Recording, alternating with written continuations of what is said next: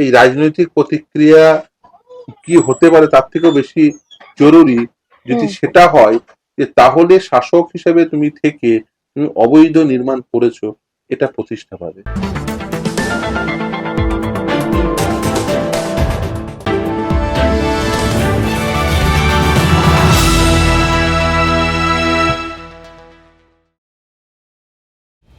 কলকাতা পুরসভার নোটিশ কাঁপিয়ে দিয়েছে বিরোধী দলকে।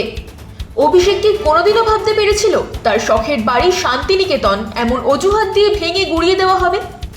অভিষেক বন্দ্যোপাধ্যায়ের কালীঘাট হরিশ মুখার্জি রোডের একাধিক সম্পত্তির বিল্ডিং প্ল্যান ও অনুমোদনের নথি চেয়ে পাঠিয়েছে কলকাতা মিউনিসিপ্যালিটি। তার বিরুদ্ধে অভিযোগ, ওই বাড়ির কিছু অংশ অনুমতি ছাড়া তৈরি হয়েছে। এই কারণেই তার মোট 17টি ঠিকানায় নোটিশ পাঠানো হয়েছে বলেই খবর। পুরসভা 7 দিনের সময় বেঁধে জানিয়েছে বাড়ির অবৈধ অংশটুকু ভেঙে ফেলতে হবে নির্ধারিত সময়সীমার মধ্যেই। এখন প্রশ্ন হলো, বাড়ি ভেঙে ফেলা হলে কোথায় গিয়ে উঠবে অভিষেক? আংশিক ভাঙনের পর সেই বাড়ি বাসযোগ্য হবে কিনা তা নিয়েও রইল প্রশ্ন। যদিও তার সম্পত্তির অভাব নেই, এই মুহূর্তে অভিষেকের বাড়িতে রয়েছে তার স্ত্রী ও 2 সন্তান।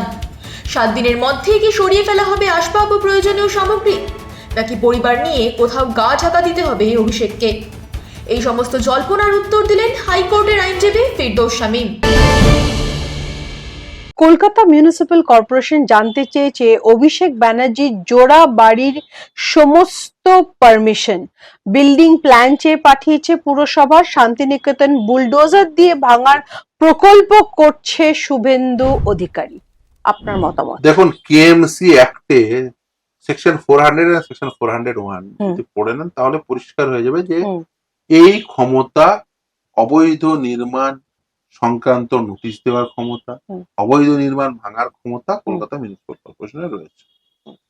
ফলে যদি কোনো বাড়ি অবৈধ ভাবে নির্মিত হয় তাকে নোটিশ দেওয়া, তাকে অপরচুনিটি অফ হিয়ারিং দিয়ে তারপরে সেটা ভাঙা, এটা আইনসম্মত। কিন্তু ভাঙতে গেলেও, অবৈধ নির্মাণ ভাঙতে গেলেও সেটা আইনসম্মত ভাবেই ভাঙতে হবে।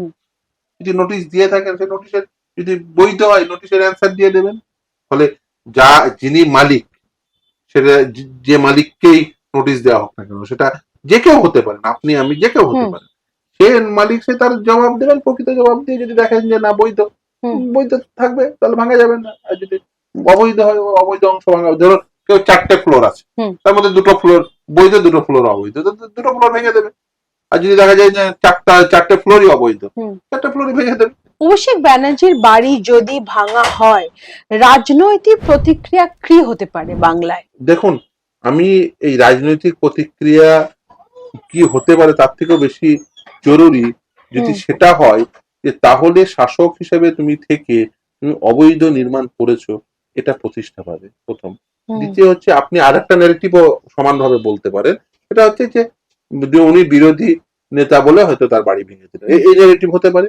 কিন্তু একটা জিনিস বুঝুন যে ওই বাড়িগুলো তৈরি হয়েছে কোন সময়কাল, যেটা মোস্ট ইম্পর্টেন্ট। বাড়িগুলো যদি তিনি যখন শাসন ক্ষমতায় ছিলেন, তার দল শাসন ক্ষমতায় ছিলেন, সেই সময় যদি বাড়ি তৈরি হয় তাহলে কিন্তু এই সেকেন্ড ন্যারেটিভটা সেটা কিন্তু শক্তিশালী হওয়ার সুযোগ নেই। কারণ হচ্ছে সেকেন্ড ন্যারেটিভে আপনি যদি বলেন, আমি যদি বুঝতাম যে বাড়িটা মানে বামফ্রন্ট আমলে তৈরি আর বিজেপি আমলে ভেঙে দিচ্ছে, তাহলে আপনি বলতে পারতেন যে আমি শাসক ক্ষমতায় ছিলাম, মানে অভিষেক বন্দ্যোপাধ্যায়, আমি শাসন ক্ষমতায় ছিলাম, আমি আজ বিরোধী হয়েছি, তাই আমার বাড়ি ভেঙে দিচ্ছে। কিন্তু আপনি ক্ষমতার আস্ফালন দেখিয়ে যদি সেটি অবৈধ নির্মাণ করে থাকেন, তাহলে বুঝতে হবে, মানুষ তো এই প্রশ্নই করবে যে তাহলে আপনি কি ক্ষমতার আস্ফালন দেখিয়ে সেই বাড়ি, মানে আপনি প্ল্যান স্যাংশন করানোরই কোনো প্রকার প্রয়োজনীয়তা বোধ করেননি, বা যে প্ল্যান স্যাংশন হওয়া উচিত ছিল, যেভাবে বাড়ি তৈরি হওয়া উচিত ছিল তৈরি করেননি, সেটা প্রতিষ্ঠা পাবে। এবং সেটা সময় সাপেক্ষ কি হয়, সেটা আদৌ ভাঙে কি ভাঙে না, আদৌ বৈধ নাকি অবৈধ, সেটা যতক্ষণ না প্রমাণ হচ্ছে ততক্ষণ বলাটা অনেক।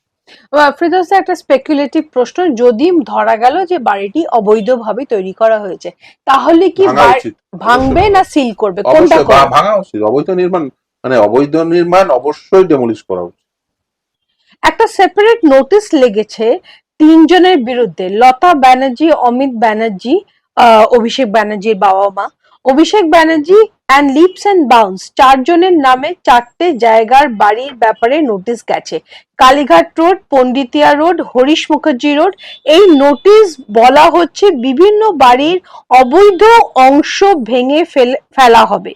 ভেঙে ফেললে বাকি বাড়িটা বাসযোগ্য হবে বা বাকি বাড়িটার পরিণতি কি হবে?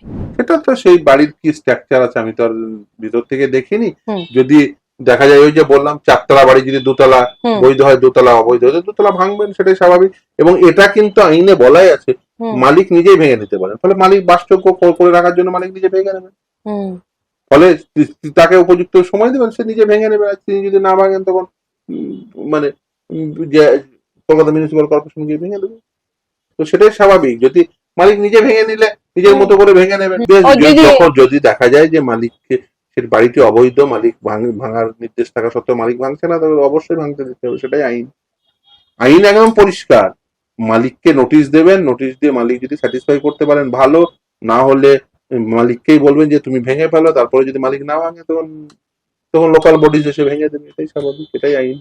এই নোটিশটা পাওয়ার পর নেক্সট 7 দিনের মধ্যে কি আপনার মনে হয় যে অভিষেক ব্যানার্জি বাড়ির ভেতরে যত রকমের জিনিসপত্র রয়েছে সব বের করে নিয়ে নেবে? সেটা তো তার বিষয়। সেটা তো আমি আমি বাড়ির অভ্যন্তরে কি কি জিনিসপত্র আছে সেটা আর জানি না। ফলে সেটা তার বিষয়। তিনি আদৌ নিতে চান কি চান না, বা তিনি কি ধরনের লিগ্যাল অ্যাকশন নেবেন, সেটা সম্পূর্ণ তার বিষয়। বিজেপি কি অভিষেকের বাড়ি টার্গেট করছে কেন? দেখুন, শুধু অভিষেক বন্দ্যোপাধ্যায় বা আর একজনের বাড়ি না, অবৈধ নির্মাণ সেটা ভাঙার আইন রয়েছে। হুম।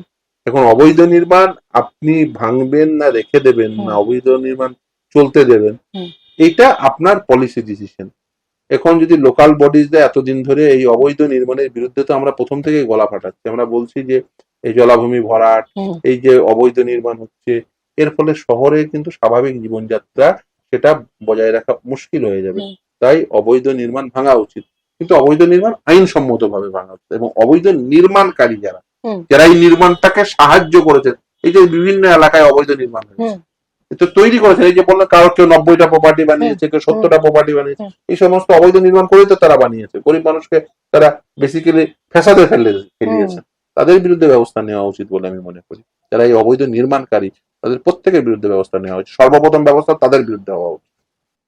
হরিশ মুখার্জি রোড অভিষেকের কটা প্রপার্টি আছে? হরিশ আমি মুখার্জি রোডে একসময় গণশক্তি সম্ভবত বেশ কিছু প্রপার্টি লিস্ট করেছিল, কতগুলো আছে সেটা আমার মানে আমি বলতে পারবো না। নিশ্চিতভাবে সরকার যখন মুখ্যমন্ত্রী নিজেই বলেছেন, তখন নিশ্চিতভাবেই মুখ্যমন্ত্রী সেটা দেখছেন, এবং আশা করবো যে সে দেখে উপযুক্ত ব্যবস্থা গ্রহণ করবেন।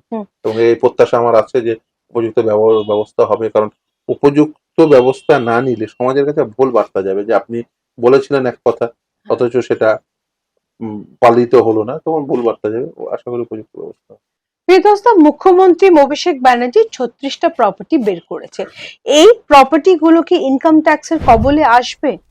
সেটা দেখতে হবে যে কি প্রপার্টি কোথা থেকে সোর্স করেছেন। ওই যে বললাম ডিসপ্রপোর্শনেট অ্যাসেটের মামলা হতেই পারে।